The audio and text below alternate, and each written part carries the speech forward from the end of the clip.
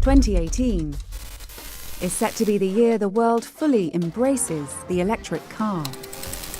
We'll see a global tipping point for drivers as electric models start competing with petrol and diesel cars head-to-head. In 2018, for the first time, we're going to see that it's cheaper to buy an electric car than a petrol or a diesel car. And by cheaper, we mean the total cost of ownership. We're going to see acceleration of the whole idea of cars powered by electricity. But we'll also be confronted with the uncomfortable truth about the impact of going electric.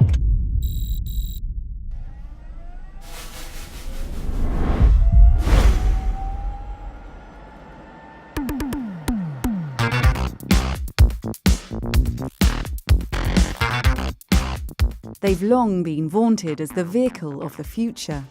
Hardly an electric car, more like an electric bath chair. For a long time, electric cars had a reputation for being like milk floats. But from laughing stock in the mid-1980s to rising stock today, electric cars have come of age. New technology means the range is much better, and some of these cars can outperform the fastest supercars when it comes to acceleration. Batteries are much cheaper and better than they used to be. A better battery has been the holy grail of the electric car makers for some time. Prices of batteries have more or less halved since about 2012. In 2013, a Nissan Leaf could travel about 120 kilometres. Now cars are travelling 500 kilometres on a single charge. 2018 will be a tipping point for the adoption of electric cars, because the more people who do it, the more other people will want to do it. There will be demand to build charging points and other infrastructure for them, and that will make other people more likely to buy electric cars. So you get this snowball effect. Companies are clambering to take the lead, with billions in investment and promises to make the switch. It's very clear to us that an electrified car is what consumers want. From 2020, all of our new vehicles will be electrified. Why are we making electric cars? To accelerate the transition to sustainable transport. But it's pressure from governments that's driving this push from the industry. We've seen Britain and France saying you're not going to be able to buy a purely fossil fuel car by 2040. We're seeing cities like Paris, Mexico City, Athens, Madrid saying they're not even going to allow diesel cars into the city after 2025. We can expect to see more of these sorts of tightening of the regulation around fossil fuel cars coming in 2018.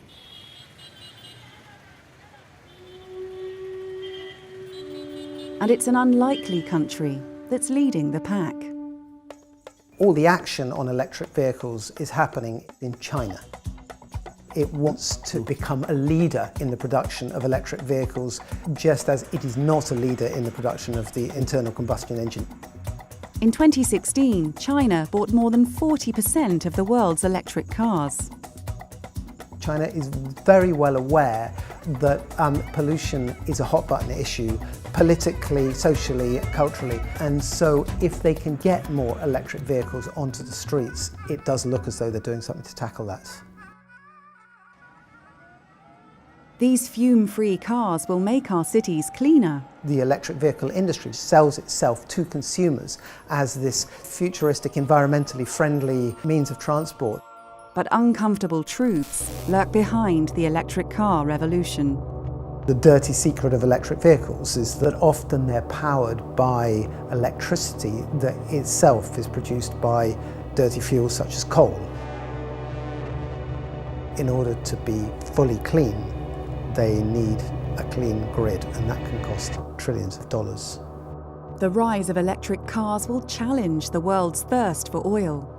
It could spark a global shift of power from countries that have enjoyed the influence that oil has brought. The control of oil has been terrifically important during the 20th century.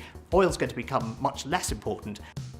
If you take the Middle East, conflict tends to increase when oil prices are low. The more we use electric vehicles, the more risk there is that instability across oil-producing nations is going to increase. Beyond oil, attention will turn to lithium electric car batteries, which rely on the mineral cobalt. 2/3 of the world's cobalt comes from one country, the Democratic Republic of Congo. Congo is not only one of the world's poorest countries, but it is also a country which is renowned for violence, for corruption, for the use of child labour and for environmental degradation. Demand for cobalt has doubled over the past 5 years and is set to triple by 2020. There's not nearly as much attention on dirty cobalt as there is on dirty oil or blood diamonds, but this could really besmirch the industry's reputation almost before it gets going. But the electric car revolution is coming. After 2018, there will be no turning back.